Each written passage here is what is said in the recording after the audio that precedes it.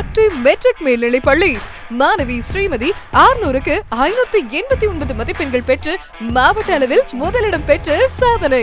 சக்தி matric மேல்நிலைப் பள்ளி காணியாமூர், சின்னசேலம், கள்ளக்குறிச்சி சேர்க்கைக்கு வரவேற்கிறோம். அன்பார்ந்த மக்களுக்கு வணக்கம். நான் உங்கள் கார்த்திக் பிள்ளை and welcome to the KTV. அது ஒரு லேடிஸ் ஹாஸ்டல் மக்களே. லேடிஸ் ஹாஸ்டல் அப்படின்னா ஒரு லேடிஸோடைய ஸ்டாஃப் நர்ஸ் குவார்ட்டர்ஸ்னு சொல்லலாம். ஒரு ரூம்மேட் என்ன பண்ணுறாங்கன்னா அந்த கதவை திறந்து பாத்ரூம் கதவை பார்க்குறாங்க. உள்ளே போனால் அங்கே ஒரு பெண், அவங்களுடைய வெஜைனல் பார்ட்லேருந்து ஒரு குழந்தை பிறந்திருக்கு. அந்த குழந்தை இறந்து கிடக்குது, பூரா ரத்தமாக இருக்குது. இதை பார்த்து அலறடிச்சு ஓடுறாங்க. ஓடி போய் மற்றவங்க கூப்பிட்டு வராங்க.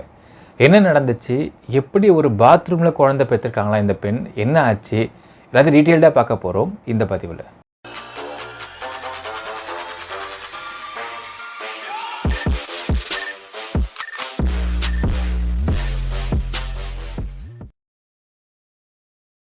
ஒரு ப்ரைவேட் ஹாஸ்பிட்டலில் வேலை பார்க்கக்கூடிய நர்ஸுகளுக்காக கொடுக்கப்படுகின்ற ஒரு ஸ்டாஃப் நர்ஸ் குவார்ட்டர்ஸ் டி நகரில் இருக்குது மக்களே. அந்த ப்ரைவேட் ஹாஸ்பிட்டல் கோடம்பாக்கத்தில் இருக்குது.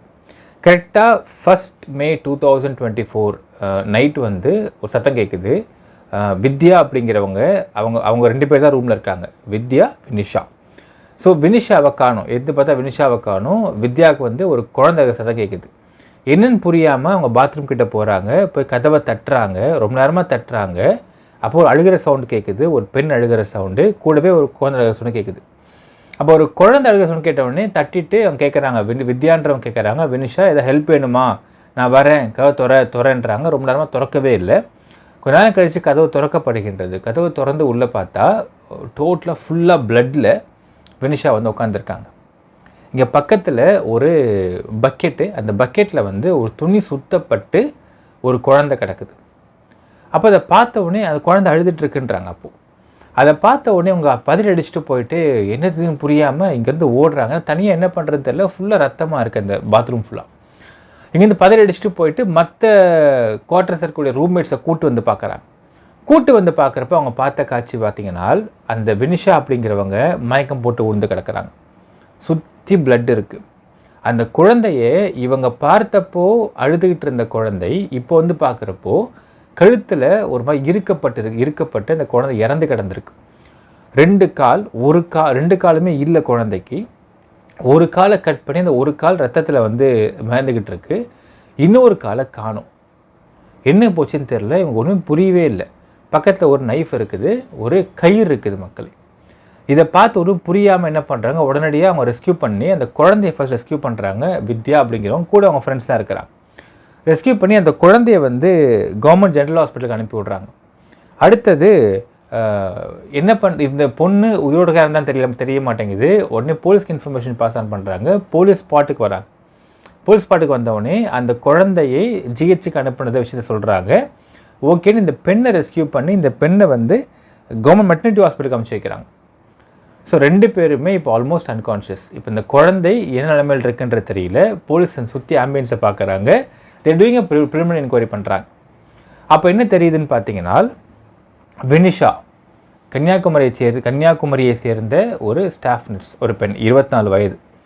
இவங்க ப்ரைவேட் ஹாஸ்பிட்டலில் ஒர்க் பண்ணிருக்காங்க. ஹாஸ்பிட்டல் கோடம்பாக்கத்தில் இருக்குது. இந்த கோடம்பாக்கத்தில் ஒர்க் பண்ணக்கூடிய இந்த ப்ரைவேட் நர்ஸ் எல்லாருக்குமே ஏன்னா ஊர்லேருந்து வர காரணத்தினால ஒரு டி நகரில் வந்து ஒரு சர்வீஸ் அப்பார்ட்மெண்ட் மாதிரி குவார்ட்டர்ஸ் கட்டி கொடுத்துருக்காங்க. அந்த குவார்ட்டர்ஸில் உங்களுக்கு இவங்க எல்லாம் ஒன்றா ஸ்டே பண்ணிருக்காங்க.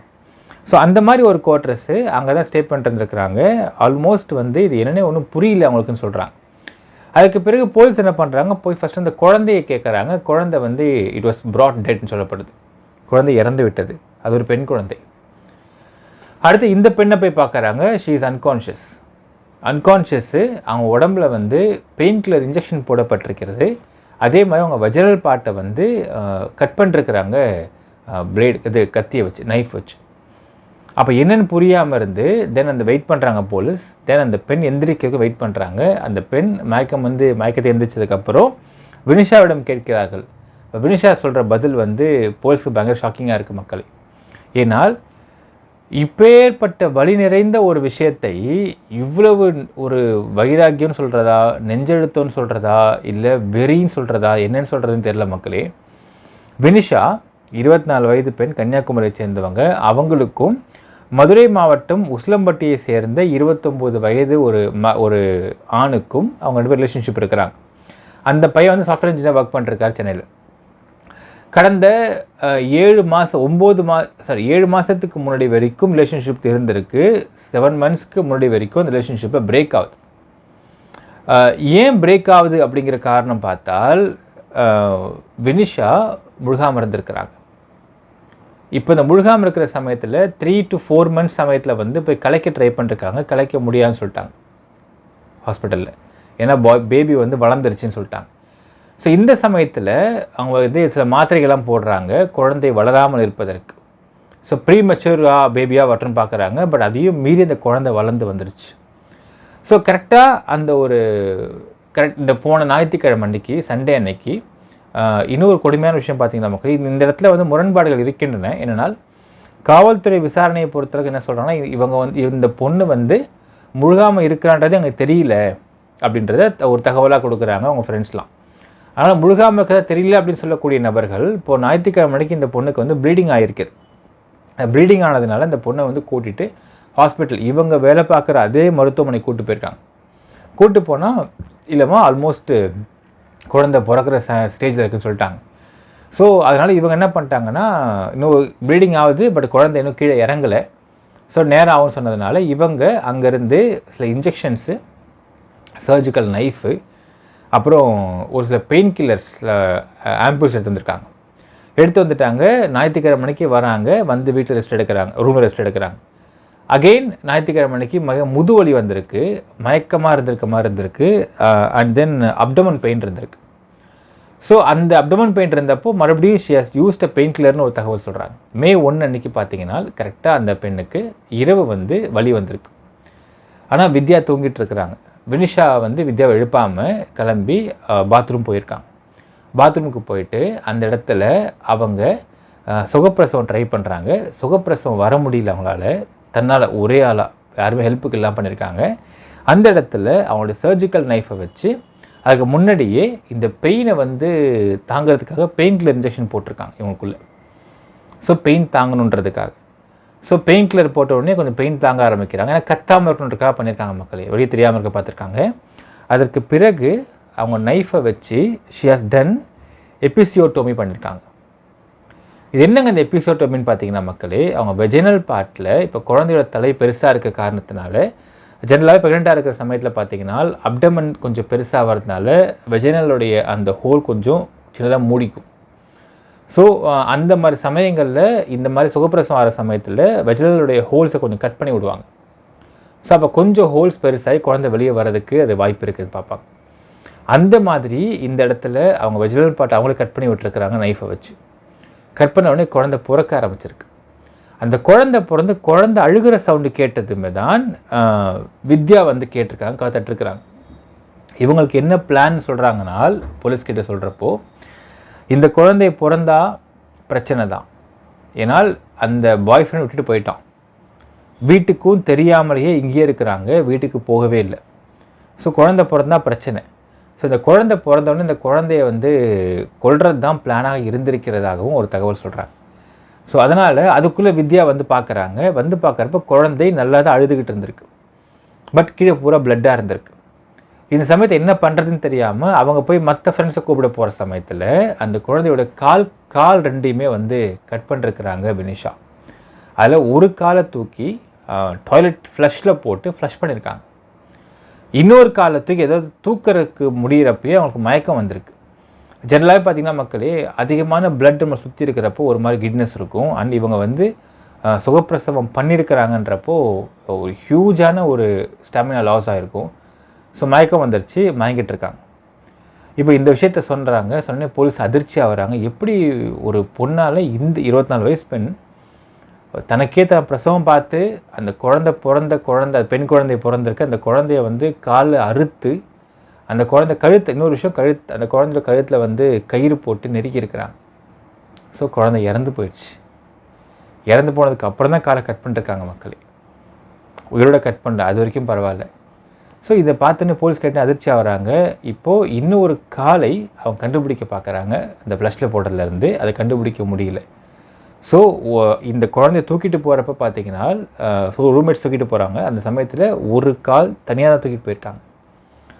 ஸோ அங்கே ஆட்டோமேட்டிக்காக போஸ்ட்மார்ட்டம் பண்ணப்படுகின்றது. குழந்தைக்கு போஸ்ட்மார்ட்டம் பண்ணப்பட்டதில் கழுத்தை நெரித்து தான் இந்த குழந்தை இறந்திருக்கிறது அப்படிங்கிறது தெளிவாக இருக்குது. ஆனால் இவங்க வெளியே சொல்கிறப்ப என்ன சொல்லியிருக்காங்கனால், போலீஸ் இன்ஃபார்ம் பண்ணுறப்போ அந்த குழந்தை வந்து இறந்து பிறந்துச்சு அப்படி சொல்லியிருக்காங்க. ஆனால் போஸ்ட்மார்ட்டம் ரிப்போர்ட்டை சொல்லியிருக்கனால் குழந்தை இறந்து பிறக்கலை, குழந்தை பிறந்திருக்கு, கழுத்து நெரிக்கப்பட்டு தான் குழந்தை இறந்துருக்குன்னு சொல்கிறாங்க போஸ்ட்மார்ட்டம் ரிப்போர்ட்டில். அது மட்டும் இல்லாமல் வித்யாவுடைய வாக்குமூலம் பார்த்தீங்கன்னா, எனக்கு இந்த குழந்தை அழுகிற சத்தம் கேட்டு தான் நான் முழிச்சேன்னு சொல்கிறாங்க. அப்போ தான் ஹெல்ப்பு கேட்டேன் அப்படிங்கிறாங்க. அந்த குழந்தைய அவங்க வந்து உயிரோட பார்த்துருக்குறாங்க. ஸோ இதனை வைத்துக்கொண்டு இனிஷியல் ஸ்டேஜஸில் பார்த்தீங்கன்னா மக்களே, இந்த வினிஷா மேலே 2 செக்ஷனில் வழக்கு போடப்பட்டிருக்கு. பை இன்ஸ்பெக்டர் திரு கே முனுசாமி அவர்கள், west Mambalam police station. IPC 201 போட்டிருக்காங்க, கன்சிடரிங் தி எவிடன்ஸ், அதாவது ஆதாரங்களை மறைக்க ட்ரை பண்ணுதல் அப்படிங்கிற ஒரு அடிப்படை செக்ஷன்ஸில் போடப்பட்டிருக்கு. அடுத்தது ஐபிசி 315 போட்டிருக்காங்க, which is intend to prevent a child from being born alive or to cause the death of the child after the birth. ஜென்ரலாக இந்த வழக்கு பார்த்திங்கன்னா மக்களே, இந்த கள்ளிப்பால் கொடுத்து கொள்ளக்கூடிய தருமபுரியில் ரொம்ப அதிகமாக இருக்கும். அந்த மாதிரி சம்பவங்களுக்கு இந்த வழக்கு அதிகமாக ஒரு இடத்துல பயன்படுத்தப்பட்டுச்சு. ஐபிசி 315 அப்படிங்கிறது பிறந்த குழந்தைய கள்ளிப்பால் விட்டு கொள்வது, இல்லை கழுத்து நெரிச்சு கொண்டுருவாங்க சில இடங்களில் பெண் குழந்தையாக இருக்கும் பட்சத்தில். ஸோ அந்த சமயத்தில் இந்த செக்ஷன்ஸ் அதிகம் பயன்படுத்தப்பட்ட ஒரு செக்ஷன்ஸ் தான். அந்த செக்ஷன் இப்போ போட்டிருக்கிறாங்க. போட்டப்பட்டு பின்பு போஸ்ட்மார்ட்டம் ரிப்போர்ட் வந்து விட்டது. இப்பொழுது அவர்கள் மீது 302 போடுறதுக்காக பேசிகிட்டு இருக்கிற தகவல் கிடைக்கிது மக்கள். இப்போது 302 போட்டு இந்த குழந்தையை கொன்றதுக்கான ஒரு வழக்கும் நடக்கவிருக்கின்றது. இது இப்போ உலகம் பூரா ஏதாவது குடும்பத்துக்கு தெரியக்கூடாதுன்னு நினச்ச இதே வினிஷா இன்றைக்கி உலகம் பூரா தெரிஞ்சு எல்லா இடத்துலையும் இந்த ப்ராப்ளம் ஆகிடுச்சு இந்த விஷயம் மக்களே. ஸோ இந்த வழக்கு அடுத்து எப்படி மேற்கொண்டு போக போகுது. இப்போ இந்த போலீஸ் வந்து சரி ஒரு ரிலேஷன்ஷிப்பில் இருந்து அந்த போயிடுச்சு, இதுக்கு மேலே 302 ஃபைல் பண்ணி ஒரு மர்டர் கேஸாக இதை பதிவு பண்ணால் ட்ரையல் நடக்கும். ட்ரையலில் எவிடன்ஸ்லாம் ரொம்ப ஸ்ட்ராங்காக இருக்குது. ஸோ ட்ரையல் நடந்து 14 இயர்ஸ் இம்ப்ரிசன்மெண்ட் கொடுக்கறதுக்குன்றது கன்ஃபார்மாக பண்ண முடியும் ப்ராசிக்யூஷன் தரப்பு நினச்சாங்கனால். அப்படி நினைத்து இதை பண்ண போகிறாங்களா, இல்லை இதுக்கு மேலே வினிஷாவுக்கும் வாழ்க்கை இருக்குது, ஒரு தப்பான ரிலேஷன்ஷிப்பு, அதில் பிறந்த குழந்தை, அந்த குழந்தையை மறைக்க ட்ரை பண்ணுறது இயல்பான ஒரு விஷயந்தான். அப்படி மறைக்க ட்ரை பண்ணி இந்த குழந்தையை கொன்னதுன்றது மன்னிக்க முடியாத குற்றம்தான். ஆனால் இதுக்கு மேலே வினிஷாவுக்கும் ஒரு வாழ்க்கை இருக்குது அப்படின்னு நினச்சி இந்த விஷயத்தில் வந்து கொஞ்சம் லிபரலாக பண்ண போகிறாங்கன்றதை நம்ம பொறுத்து தான் பார்க்குறோம் மக்களே. என்ன நினைக்கிறீங்கன்றதை கமெண்ட்டில் மென்ஷன் பண்ணுங்கள். நன்றி, வணக்கம். சக்தி மெட்ரிக் மேல்நிலைப் பள்ளி மாணவி ஸ்ரீமதி 600க்கு 589 மதிப்பெண்கள் பெற்று மாவட்ட அளவில் முதலிடம் பெற்று சாதனை. சக்தி மெட்ரிக் மேல்நிலைப் பள்ளி காணியாமூர், சின்னசேலம், கள்ளக்குறிச்சி சேர்க்கைக்கு வரவேற்கிறோம்.